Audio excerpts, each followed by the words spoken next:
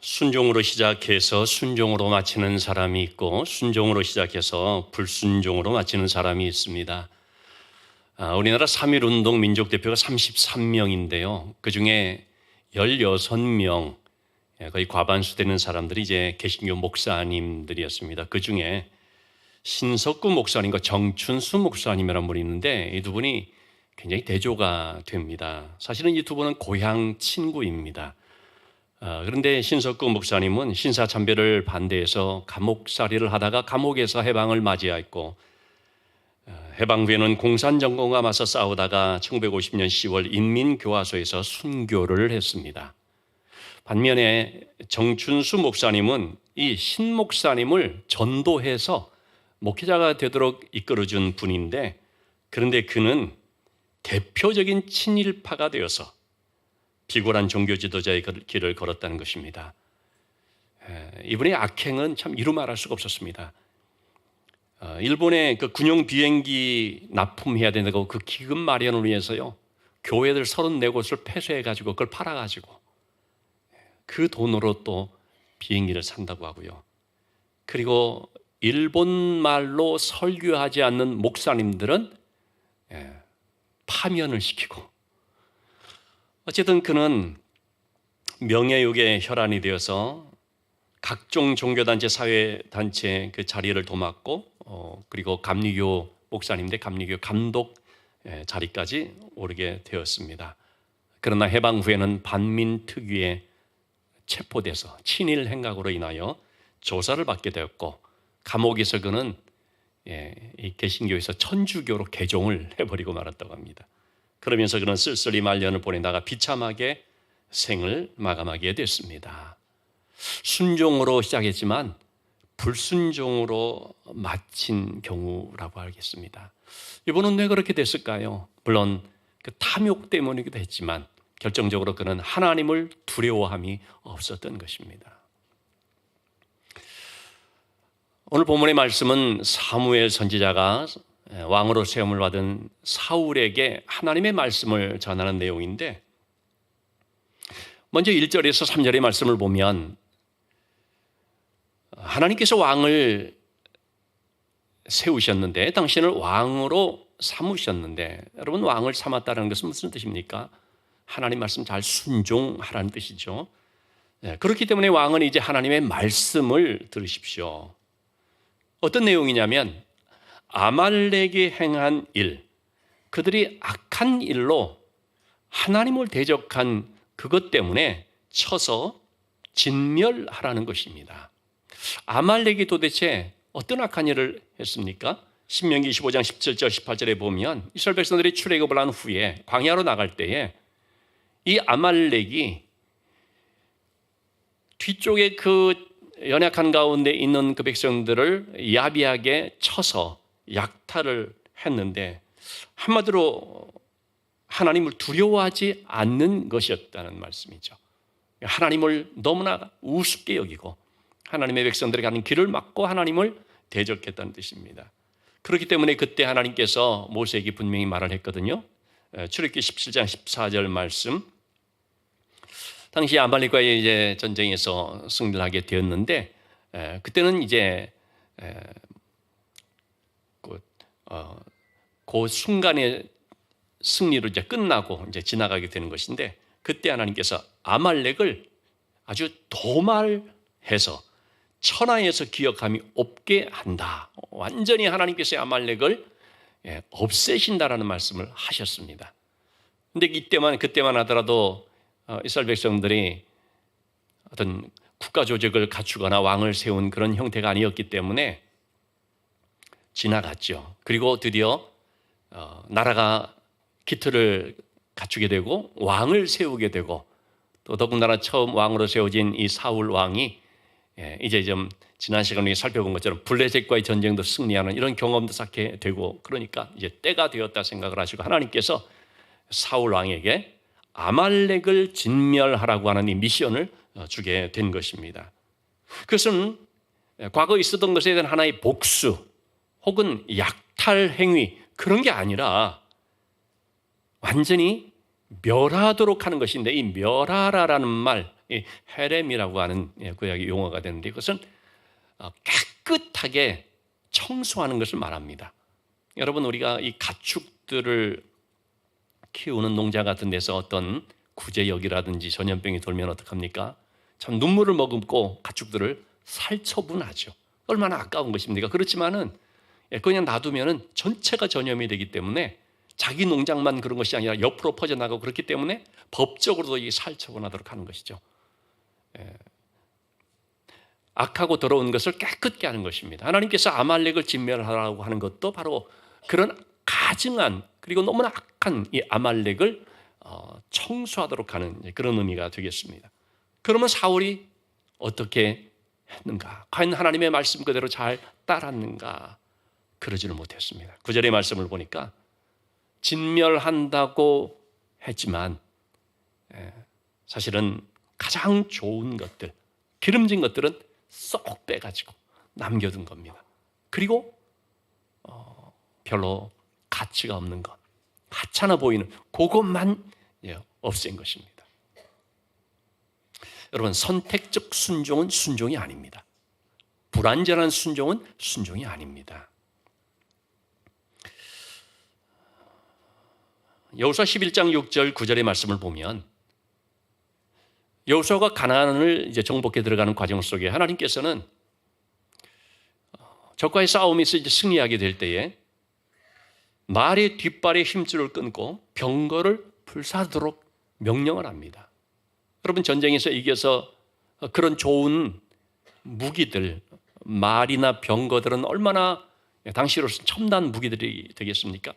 그런 것들을 자기들의 무기로 삼아서 앞으로 전쟁에 잘 사용하면 얼마나 요긴할 수가 있겠나 생각할 수 있지 않습니까? 근데 하나님께서는 그런 것들을 전부 다 끊고 없애도록 말씀한 것입니다. 왜냐하면 이제 그런 무기들을 갖게 되면서 하나님을 의지하지 않고 무기를 의지하고 하나님이 아니라 자기들의 힘으로 전쟁에서 싸우려고 할 수가 있기 때문에 하나님께서는 아예 그런 것들을 완전히 없애도록 한 것입니다. 여호수아가 하나님이 그 명령하신 대로 다 준행을 하죠. 그대로 깨끗이 순종합니다. 여러분 여호수아인들 그거 갖고 싶지 않겠습니까? 그러나 하나님의 말씀대로 그대로 순종하는 것이죠. 사울도 그랬어야 했던 거죠. 그러나 사울은 그렇게 하지를 않았던 것입니다. 그럴 때 하나님께서 11절의 말씀입니다. 사무엘을 통해서 하신 말씀이 하나님이 그를 왕을 세운 것을 후회하신다. 그래서 사무엘은 근심하면서 온 밤을 부르짖습니다. 여러분 우리가 하나님의 말씀을 순종하면 하나님의 기쁨이 되지만 하나님의 말씀을 불순종하면요 하나님의 근심이 된다는 사실을 알아야 됩니다. 자, 이와 같은 것들을 통해서 이제 사울의 문제가 과연 뭔가 우리가 한 세 가지 면에서 짧게 살펴보고자 합니다. 사울의 문제는 첫째, 탐심이었습니다. 여러분 사울이 왜 남겼습니까? 좋은 것, 가치 있어 보이는 것, 탐심 때문이었습니다. 자기 것으로 하려고, 자기가 가지려고. 여러분 이런 탐심이라는 것, 소유욕, 명예욕, 권력욕 이런 탐심은 사람을 망치는 것입니다. 그것은 하나님의 자리를 대신해버리는 것이기 때문에 골로새서 3장 5절 말씀에서 바울 사도는 탐심은 곧 우상숭배다 그렇게까지 말하고 있습니다. 주님은 누가복음 12장 15절에서 때문에 탐심을 물리쳐라, 모든 종류의 탐심을 물리쳐라 말씀을 합니다. 그런데 이러한 말씀을 들을 때 이것은 정말 탐욕에 물든 그런 사람들의 얘기지 나처럼 별로 그런 욕심이 없는 사람은 해당되지 않는 얘기야 이렇게 생각할 수가 있습니다. 남 얘기로만 생각하고 이 말씀은 나하고는 관계없는 거야 그럴 수 있다는 것입니다. 여러분 과연 그럴까요? 내가 만든 신이라고 하는 팀 켈러 목사님의 그 책에서 이 팀 켈러 목사님은 남성들만을 위한 그 남성 조찬 모임에서 7가지 죄악의 시리즈를 이제 강의를 한 적이 있었다는 것입니다. 남성들이니까 어떤 정욕, 분노, 교만 이와 같은 것 등등을 이제 주제로 했겠죠. 근데 그런 거를 주제로 해서 강연할 때는 자리가 꽉 채워졌다는 겁니다. 근데 탐심이라는 주제를 가지고 강연할 때는 가장 적게 모인 것입니다. 자리가 텅 빈 것이죠. 그걸 보면서 느낀 것이 이 문제는 나하고는 별 상관없는 문제로 알고들 있구나. 그렇게 생각했다는 거죠. 여러분, 탐심은 우리 모두에게 다 해당되는 것입니다. 제가 그제 편지 하나를 받았습니다. 한 6장의 장문의 편지였습니다. 이렇게 썼더라고요. 우리는 생명에 관해서 기도를 해야지 생존을 위해서 기도하면 안 된다. 그러면서 목사님은 왜 세상의 것을 구하라고, 그리고 그것도 간절하게 구하라고 그렇게 말하고 있는가? 여러분, 제가 지난 주일 혹은 주중에 그런 설교를 했습니까? 그런 적이 없잖아요. 그리고 저는 자주 말씀드리지만은 우리가 이 세상적 욕심을 추구하는 것이 아니라 하나님의 나라를 구하고 하나님을 추구해야 된다 말씀을 이제 했었는데, 굉장히 도발적인 이런 편지를 보내왔고요. 그리고 누가 봐도 이게 전문적인 어떤 교육을 받은 사람이 썼다고 느껴질 수 있는 그런 내용들을 가지고 십자가의 진리가 어떻고 쫙 이렇게 해놨어요. 첫 구절, 설린교회에 다니는 성도입니다. 그러면서요, 누가 보낸 걸까요? 신천지가 보낸 거죠. 이제 그런 것을 이제 모략이라고 한다고 하더라고요. 설린교회 성도다, 어느 교회 성도다, 그렇게 해서 이제 그 목사님과 성도들 사이를 이간질을 시키는 거죠. 그래가지고 이제 분열을 조장해서 교회를 흐트러뜨리면서 이걸 가리켜 또 산 옮기기라고 한다고 합니다. 거기 이제 메일 주소를 써놨어요. 그러면 이제 저 같은 목회자는 이걸 보고서 감정이 격해지니까 그냥 이렇게 좀 메일을 보낼 거 아니에요. 그럼 이제 그걸 가지고 모욕죄로 건다고 합니다. 제가 메일을 보냈어요. 정중하게 보냈습니다. 잘 조언을 해줘서 귀담아 듣겠다고 한마디 하고 그랬어요. 그리고 메일은 이제 없애버렸습니다만, 그런 걸 가지고 이제 시비를 거는 거죠. 여러분, 참 신천지 정말 경계해야 됩니다. 좀 이번 정권 들어서 이 신천지 통일교를 좀 제대로 손봤으면 좋겠습니다. 역대 정권으로 보면은요, 알면서 무서워 건들지를 못하는데 정말 그 악함, 그들이 그 정말 부패하고 그런 잘못된 것을 좀 파헤쳐가지고 무너뜨렸으면 참 좋겠습니다. 어쨌든 이 신천지가 너무나 기존의 교회들을 이렇게 흔들어대면서 얼마나 많은 그런 악행을 저지르고 있는지 모릅니다. 그래서 새벽 기도 때 안 보이는 사람이 오면 주의하라. 참 여러분, 그런 것들이 얼마나 참 교회를 힘들게 하는 부분이 되겠습니까? 새로운 사람이 이렇게 등록하면 기쁨으로 맞이해야 되는데 먼저 신천지가 아닌가, 이렇게 또 체크를 해야 되는 상황. 이런 것들이 너무나 악한 사탄의 수법이라는 것이죠. 자, 제가 지금 말씀드리고자 하는 것은 이제 그런 하나의 편지 내용을 받은 걸 소개했는데, 근데 여러분, 주님께서 뭐라고 했습니까? 일용할 양식을 구하라 했지 않습니까? 일용할 양식을 주시옵고, 그 말은 뭐냐면 우리 생활에 필요한 것을 구하라는 것이죠. 몸이 아프면 치료를 위해서, 물질이 부족하면 하나님께서 물질을 주시도록 우리가 구할 필요가 있습니다.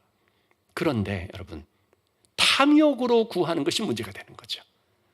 야고보서 말씀처럼 너희가 정욕으로 구하면 받지 못한다라고 말하고 있거든요. 그래서 이 탐심이라는 것이 하나님께로부터 오게 되는 기도 응답도 막아버리는 것이 될 수 있다는 것입니다. 사울의 문제, 탐심이었습니다. 두 번째 그의 문제는 자기를 높이는 자기 영광을 구하는 것이었습니다.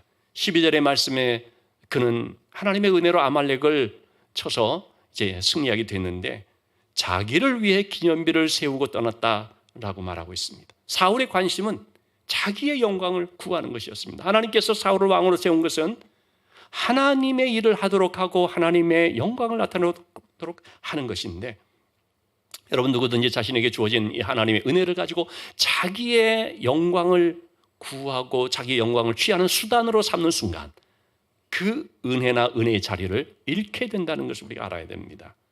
목회자인 저희도 마찬가지인 거죠. 자기 영광을 취하는 수단으로서 이 자리를 삼는다면 그러면 그 귀한 하나님의 은혜를 잃어버리게 되고 심지어는 하나님의 은혜가 단절되는 비극을 맛볼 수도 있는 것이죠. 아말렉과의 승리는 자기 힘으로 된 것이 아니라 하나님이 주신 것이었습니다. 그러면 하나님의 영광을 나타내는 기념비를 세워야 되는 것인데 사울은 자기의 영광을 나타내는 기념비를 세웠습니다. 우리도 하나님께서 도우실 때에 여러분 그걸 가지고 자기 자랑으로 삼는 기회로 되면 안 됩니다. 자기 업적을 기록하는 하나의 기념비를 세우는 어리석음을 범하지 말아야 한다는 것입니다. 그럴 때 하나님의 은혜 앞에 감사하고 겸손히 하나님을 높이고 하나님의 영광을 드러낼 수 있도록 해야 되는 것이죠. 사울의 세 번째 문제, 정말 심각한 문제죠. 회개하지 않았다는 것입니다. 여러분 우리는 잘못할 수 있습니다. 그런데 그 잘못을 깨닫고 돌이키면 됩니다. 그런데 사울은 13절 말씀, 사무엘을 만나자 내가 여호와의 명령을 행하였나이다. 자기 정당화를 합니다. 그 말에 대해서 사무엘이 뭐라고 말했습니까? 14절 15절의 말씀, 사울은 그 좋은 것들을 싹 감춰뒀을 거예요. 눈에 띄지 못하겠을 거예요. 근데 사무엘이 온 그때 하필이면 울음소리가 들리는 게 뭡니까? 양과 소의 소리가 들려버린 거죠. 아마도 사울은 굉장히 양과 소들을 원망했을지 모르겠습니다만 어쨌든 그 소리는 감출 수가 없는 거지 않습니까? 그러니까 묻죠. 왕이요, 이 양과 소의 소리들은 어찌 됨입니까? 그러자 사울은 자기의 잘못을 들키게 되는 순간 이제는 백성들에게로 책임을 전가합니다. 백성들이 그랬습니다. 그런 백성들 때문에 여러분 책임자라는 것은 자기가 책임지는 사람이죠. 지도자는 책임자입니다. 우리 교회의 책임자는 저라고 한다면 제가 책임을 지는 거죠. 책임을 전가시키는 자가 아닙니다. 지도자라고 하면서 남에게 책임을 전가시키고 부하에게 책임을 전가시킨다면 그것은 너무나 비겁한 거죠. 사울은 바로 그런 사람이 된 것이었습니다. 백성들이. 그리고 또 뭐라고 말합니까? 당신의 하나님께 제사하려. 당신의 하나님께. 즉 이와 같은 것들을 통해서 당신도 좋고 하나님도 좋고 하나님 핑계를 대는 것이죠. 아담도 선악과를 먹고 하나님께서 왜 먹었느냐 하니까 뭐라고 말했습니까? 하나님께서 나에게 주신 여자가 먹으라고 해서 하나님 핑계를 대는, 여러분 이런 것이 바로 참이 자기의 죄를 늘 합리화하기를 잘하는 우리 인간의 연약한 모습이라는 것을 알 수가 있습니다. 사무엘이 이와 같은 것들을 지적하는 것은 사울을 매섭게 책망하기 위한 목적보다도 사실은 사울로 하여금 회개하게 하기 위함이었습니다. 어떻게든지 사울로 하여금 자기 잘못 깨닫고 돌이키도록 지금이라도 하나님 앞에 회개하고 바르게 쓸 수 있도록 하기 위해서 그런 것이었는데, 그러나 그것을 사울이 받아들이지 않고 자기 잘못을 인정하지 않는 관계로 회개도 없는 것입니다. 이와 같은 사울의 얘기를 들은 사무엘은 다시 한번 하나님의 말씀을 전하게 되는데요. 사무엘이 하는 이 말을 통해서 하나님이 정말 원하시는 것이 무엇인가, 이 부분도 한 세 가지로 좀 살펴보고자 합니다. 하나님께서 원하시는 것, 첫째는 겸손입니다. 17절에 그렇게 말하고 있죠. 사무엘이 이르되 왕이 스스로 작게 여길 그때에 이스라엘 지파의 머리가 되지 아니하셨나이까? 여호와께서 왕에게 기름을 부어 이스라엘 왕을 삼으셨습니다. 사울도 한때 자기를 작게 여겼거든요. 그때 하나님께서 그를 높여서 그에게 왕의 자리를 주시고 왕을 세우셨습니다. 바로 그 사실을 좀 기억하도록 떠올리게 하는 겁니다. 자기를 작게 여긴다. 여러분 겸손이라는 게 뭡니까? 자기를 작게 여기는 것이죠. 교만은 뭡니까? 자기를 크게 여기는 거죠. 자기를 작게 여길 때 우리는 낮아질 수가 있죠. 자기를 크게 여길 때 남보다 자기의 우월함을 내세우고 남을 지배하려고 하고 또 주관하려고 하게 되죠. 사울은 자기를 작게 여겼을 때 겸손할 수 있었고 하나님을 의지할 수 있었고 하나님께서 그런 그를 높여서 왕이 되게 했죠. 그러나 왕이 된 지금은 어떻게 됐습니까? 자기를 크게 생각을 하니까 나보다 높은 사람이 있나? 아무도 없지 않느냐 이거죠. 이 나라에서 제일 높은 자는 나다. 그러니까 교만해져서 하나님도 무시해버리는 것입니다. 내가 하고 싶은 대로 한다. 내가 할 수 있는데 내가 한다. 여러분, 성경은 겸손을 자주 말합니다. 겸손이 바로 우리가 복받는 삶이기 때문에 그런 말씀을 하는 거죠. 빌립보서 2장 3절 말씀에 주님의 겸손을 이제 얘기하는 가운데 하는 말인데, 겸손한 마음으로 남을 낮게 여기고, 발음을 잘해야 됩니다. 낮게 여긴다는 것이 남을 낮춰버리는 게 아니고 나은 자로 여기는 거죠. 여러분, 우리가 교회 안에서 서로 남을 나은 자로 여기게 될 때 거기에 은혜가 있고 사랑이 넘치고 서로 존중해 주는 그런 공동체가 될 수가 있죠. 겸손이라고 하는 것은 남을 더 나은 자로 여기는 거죠. 야고보서 4장 6절 말씀에서도 하나님은 교만한 자를 물리치시고 겸손한 자는 은혜를 주신다 말하고 있습니다. 은혜 받는 비결은요, 겸손인 거죠. 낮은 자리에 있는 거죠. 그래서 은혜는, 여러분, 항상 은혜는 높은 데서 낮은 데로 흐릅니다. 낮은 자리에 우리가 있을수록 은혜가 흘러넘치는 것이고 더 큰 은혜를 체험하게 되는 거죠. 은혜를 받았다고 해서 점점 높아지는 순간 은혜가 단절이 되겠죠. 은혜의 흐름이 끊기게 되겠죠. 교만이라고 하는 것은 하나님께서 물리치는 것임을 말해주고 있습니다. 베드로전서 5장 5절 6절 말씀에서도 겸손으로 허리를 동이라 말하면서 하나님은 교만한 자를 대적하신다고 분명히 말하고 있습니다. 그리고 겸손한 자들에게는 은혜를 주신다. 또 때가 되면 높이신다 말씀하십니다. 자기를 작게 여길 때 우리는 하나님을 의지할 수가 있게 되고, 그러므로 하나님의 은혜를 공급받는 삶이 되는 것입니다. 유명한 그 영성가인 앤드류 머레이라고 하는 목사님인데요.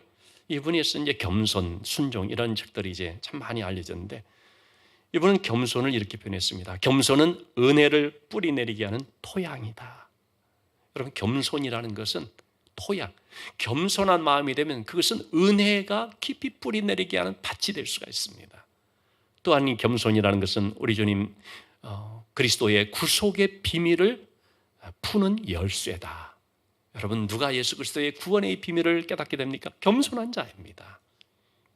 겸손한 자가 자신이 죄인됨을 깨닫게 되고 자각하고, 그로 인하여 하나님께서 베푸신 이 구원의 놀라운 비밀을 발견하면서 기쁨으로 영접할 수가 있게 되는 거거든요. 그런 점에서 보면은 믿음이라고 하는 것은 겸손으로부터 되어지는 것임을 알 수가 있죠. 그럼 우리가 어떻게 겸손할 수가 있습니까? 인격 수양을 한다고 그렇게 됩니까? 겸손은 배워야 되는 것인데, 누구를 통해서요? 겸손의 표본이 되시는 예수 그리스도를 통해서 배우는 것입니다. 즉, 우리가 예수 그리스도 안에 살면, 예수 그리스도의 그 말씀으로 가르침을 받으면 우리는 겸손의 인격으로, 겸손의 사람들로 변화될 수 있고 성장해 갈 수 있는 것입니다. 하나님께서 원하시는 것, 겸손 살펴봤습니다. 두 번째로 하나님께서 원하시는 것은 순종입니다. 19절의 말씀에 사무엘은 사울 왕에게 말하죠. 어찌하여 왕이 여호와의 목소리를 청종하지 않고 탈취하기에만 급급해서 하나님께서 악하게 여기시는 일을 행하였습니까? 한마디로 청종하지 않은 것을 얘기하는 것이죠. 자, 그러자 사울은 변명만 늘어놓죠. 내가 잘못됐습니다. 이런 것이 아니고 변명하기만 급급한 것입니다. 20절, 21절의 말씀인데 사울이 사무엘에게 이르되 나는 실로 여호와의 목소리를 청종하여, 나 청종했다라는 거죠. 그래서 하나님 말씀한 대로 가서 아말렉 왕을 끌어왔고 아말렉 사람들을 전멸했다 하는 것입니다.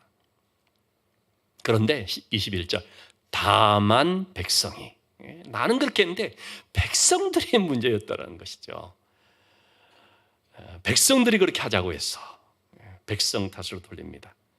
자, 무엇 때문에 그렇게 했다는 거예요? 제사하려고. 제사가 중요한 것이 아니냐. 그 제사 때문에 내가 그 재물을 좋은 것으로 남겨둔 거 아니겠느냐. 이렇게 제사를 명분으로 해서 얘기를 하고 있습니다. 여기에 대해서 사무엘의 한 대답이 그 유명한 22절 말씀입니다. 참 이 말씀은 외우는 분들도 많을 거예요. 정확하게는 못 외워도 대충은 이렇게 아는 내용이죠. 많이 듣는 얘기죠. 순종이 제사보다 낫고라는 말. 어떤 그런 번제물보다도 하나님 말씀을 잘 경청하는 것이, 그것이 나은 것이다. 근데 여러분, 이 말씀을 오해하면 안 됩니다. 순종과 제사라는 것을 놓고서 비교해서 이것 아니고 이것 아니면 이것 이런 식으로 하는 것이 아니다라는 것입니다. 어떤 엄마가 고3인 자녀에게 너 오늘 주일이지만 내일 시험이니까 학원에 가서 열심히 공부해라. 그러자 얘가 엄마 오늘은 주일이니까 교회 가서 예배 드려야죠. 그때 엄마가 하는 말이, 너 성경 말씀도 모르냐. 순종이 제사보다 낫고 예배 드리는 제사보다 엄마 말씀 순종하는 게 나은 거야. 그런 분은 없겠죠. 이런 식으로 이용하라고 주신 구절이 아니죠. 여러분이 제사라는 것의 가장 핵심, 가장 중요한 정신은 뭡니까? 순종입니다. 우리가 하나님께 나와서 이렇게 예배를 드린다든지 구약시대 제사를 드리는 그것은 철저하게 하나님의 말씀에 순종함이 바탕이 돼서 되는 것입니다. 그래서 요즘 우리 새벽기도 때 레위기의 말씀, 민수기의 말씀을 이제 보는데 참 그 레위기, 민수 그런 말씀들을 볼 때 굉장히 지루하고 따분한 내용들이 사실 있습니다. 특히 제사법에 대한 것들, 어떻게 제사를 드리고 무슨 제사를 드리고. 여러분, 그때 그렇게 상세하게 말하는 것이 뭡니까? 하나님께 제사를 드리는 것이 이러한 하나님의 말씀을 따라서 드리도록 하는 것입니다. 그냥 자기 생각대로 드리는 것이 아니고 하나님 말씀한 그대로 하는 것입니다. 그것을 따르지 않으면 잘못되는 것이죠. 단순히 문제가 되는 것이 아니라 하나님의 큰 징계가 있기도 하고 심판이 있기도 합니다. 레위기 10장 말씀, 레위기 10장 1, 2절의 말씀 보시면요, 레위기 9장 말씀은요, 첫 번째 제사장 아론과 두 아들 나단과 아비후를 제사장으로 세우고 그리고 첫 제사를 드린 내용인데요, 그 첫 제사를 드리고 난 뒤 레위기 10장에 딱 들어오면 너무나 돌발적인 한 가지 사건이 벌어지죠. 첫 제사를 드렸을 때 하나님의 임재가 나타나고 백성들이 정말 경외심을 가지고서 두려고 떨어하면서도 하나님의 임재 앞에 참 큰 그런 은혜에 잠기고 하지 않았겠습니까? 근데 이 일이 있고 난 직후에 무슨 일이 벌어졌냐? 나단과 아비후라고 하는 아론의 아들 제사장, 첫 제사장 이들이 하나님께서 명하신 번제단의 그 불을 가지고 향을 피워야 되는데 그게 아니라 다른 불을 가지고 향을 피웠다는 것입니다. 이 다른 불이라는 것, 제가 그래서 새벽기도 때도 그 말씀을 좀 드렸는데 이건 정말 심각한 문제인 것이죠. 여러분, 우리가 예배를 드리는데 누구의 이름으로 예배를 드립니까? 예수 그리스도의 이름으로 예배를 드리고 예수 그리스도의 이름으로 기도할 때 하나님이 응답하시는 것이고 모든 것들이 예수 그리스도를 통하여서 될 때 하나님께 상달되는 것이죠. 다른 이름을 가지고 하면 그건 예배가 아닙니다. 그건 우상 숭배이고 그건 하나님 앞에 너무나 사악한 것입니다. 다른 복음이 있을 수가 없습니다. 이만희, 신천지, 다른 복음, 다른 이름을 말하는 그런 자들이거든요. 얼마나 하나님 앞에 가증스러운 건지 모릅니다.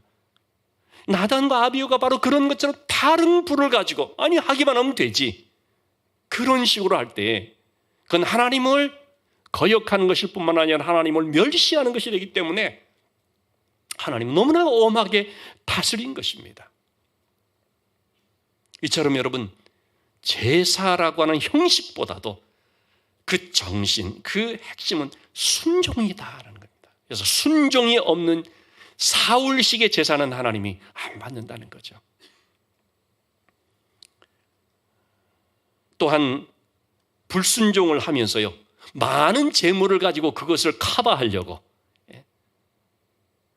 많은 재물을 가지고 바치면 만회할 줄을 생각한다면 그것은 너무나 잘못된 생각입니다. 헛수고입니다. 이사야서 1장 11절 13절에서 그 말씀을 하고 있습니다. 너희가 불순종한 가운데 살아가면서 많은 재물을 가지고 하나님께 나와서 예배를 드린다고 해도 그것은 마당만 밟을 뿐인 것이고, 그런 제사나 제물은 헛된 제물이다 라고 말하고 있습니다.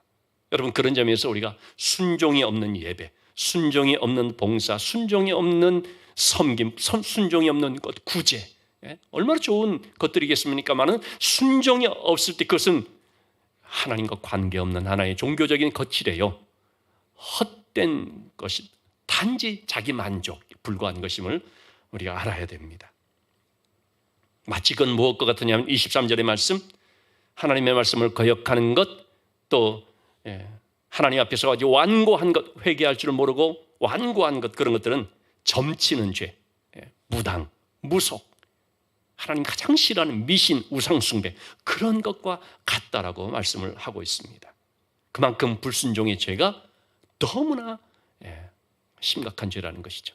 여러분, 아담 한 사람의 불순종으로 말미암아 어떻게 됐습니까? 죄가 이 땅에 들어오게 됐고 하나님과의 관계가 깨어지게 됐고 우리의 모든 생명에 관한 것 다 잃어버리고 질병과 고통과 저주와 죽음이 이 땅에 임하게 되었죠.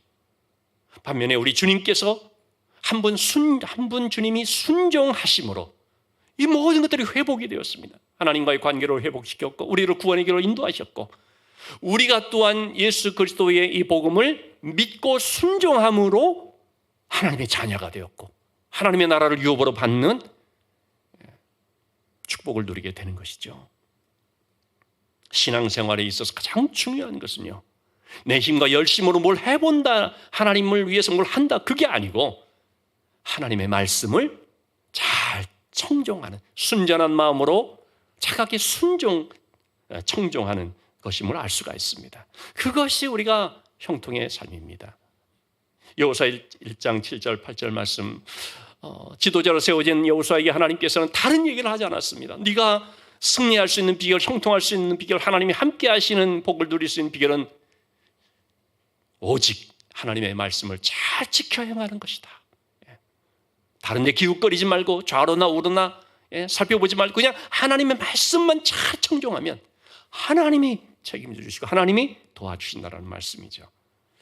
그래서 앤드류 머레이 좀 전에 말씀드린 영성가는 말하기를, 예수 믿는 순간 우리는 순종의 학교에 등록한다라고 같이 얘기를 했습니다. 예수 믿는다는 것은 순종의 삶을 시작하는 거죠. 믿음이라고 하는 우물은 순종의 깊이에 달려 있다고도 말할 수 있습니다. 얼마만큼 우리가 순종하는 삶을 사느냐에 따라서 믿음의 깊이, 믿음의 풍성함, 그로 인한 부유함을 우리가 누릴 수 있게 되는 것입니다. 자, 마지막으로 하나님께서 원하시는 것, 하나님을 경외함입니다. 사울은 하나님을 두려워하지 않고 그래서 하나님 말씀을 순종하지 않았습니다. 그는 누구를 두려워했습니까? 24절의 말씀, 백성을 두려워해서, 그래서 백성의 말을 청종했다는 것입니다. 청종이라는 말은 사람에게 쓰는 말이 아니고 하나님께만 쓰는 말이거든요. 그런데 왕인 사울은 백성에게 청종했다는 거죠. 하나님의 왕을 세운 거거든요. 권력은 하나님께로부터 오는 것입니다. 그런데 지금도 많은 사람들이, 또 지도자라고 하는 사람들조차도 권력은 여론으로부터, 국민들로부터 온다, 이렇게 생각을 해가지고 국민들의 눈치를 보고 말을 듣고 그 앞에 참 청종하기까지 하는 모습을 볼 수가 있죠. 여러분, 만약에 우리가 그렇게 한다면 그것은 사람의 종인 것이죠. 하나님의 종이 아닙니다. 갈라디아서 1장 10절에서 바울은 내가 사람을 만약에 기쁘게 한다면 그것은 그리스도의 종이 아니다 라고 얘기를 했습니다. 우리는 사람에게 맞추려고 하면은 실패합니다. 하나님께 초점을 맞춰야 되죠. 언젠가 한번 제가 말씀을 드린 적이 있습니다. 미국에 있는 한 목사님의 실제 사례라고 하는데요. 한 교회 청빙을 받아갔습니다. 가보니까 자기를 만장일치로 청빙한 줄 알았더니 딱 2명이 반대했다는 사실을 알게 되었죠. 그때부터 이 목사님은 그 2명을 위해서 열심으로 섬겼습니다. 그 사람들에게 초점을 맞추었습니다.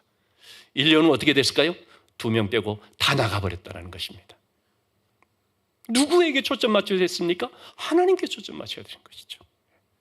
나를 찬성하고 반대하고 이걸 떠나서 하나님 말씀에 순종하고 하나님께, 하나님 눈치를 보고 하나님께 맞춰야 되는 것입니다. 누가복음 12장 4절 5절 말씀에 마땅히 두려워할 자를 두려워하라.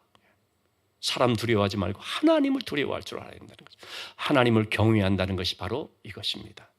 이사야서 66장 2절 말씀, 내 말을 듣고 떠는 자, 하나님의 말씀 앞에 떨 줄 알고 그 말씀을 두려워하는 그 사람이 바로 돌봄을 받게 됩니다. 믿는다고 하면서 불순종하고 쉽게 죄를 짓는 사람들을 볼 수가 있는데 무엇 때문에 그렇겠습니까? 하나님을 두려워하지 않아서. 여러분, 기독교는 자기의 소원을 이루는 종교가 아니라 자기의 소원을 바꾸는 종교라는 말이 있지요. 하나님을 나에게 맞추는 것이 아니고요, 내가 하나님께로 맞추는 것입니다. 하나님에게 나에게 순종하라고 하는 것이 아니고, 그런 분들이 있지 않습니까? 하나님, 좀 나한테 좀 잘해줘. 하나님을 나에게 자꾸 맞추려고, 하나님을 조정하려고 그런 것이 아니죠. 우리가 하나님께로 맞추는 것이고, 그리고 하나님께 순종하는 것입니다. 그러려면 우리가 말씀의 훈련을 잘 받아야 되겠습니다. 그래서 말씀하신 대로 그대로 따를 줄 아는 믿음의 삶이 되어서 주님과 동행하고 즐겁게 걸어가는 믿음의 길이 되어야 할 줄로 믿습니다.